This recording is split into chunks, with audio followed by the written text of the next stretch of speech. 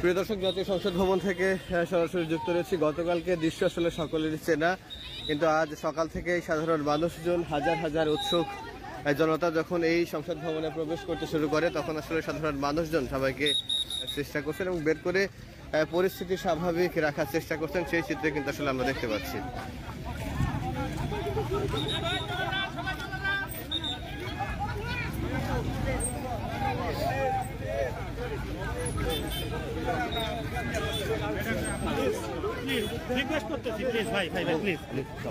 এবং একই সঙ্গে আমরা সকালবেলা দেখেছি যে গতকালকের মতো আমি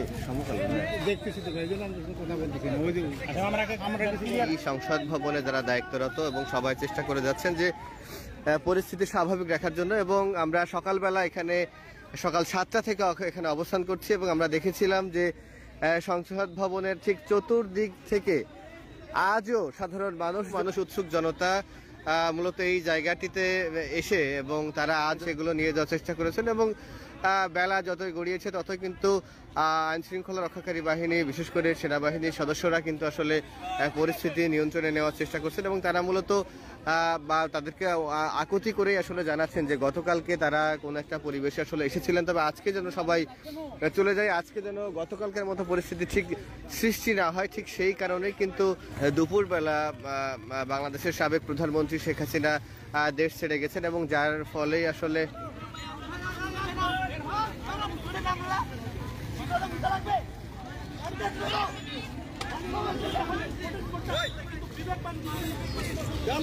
চালু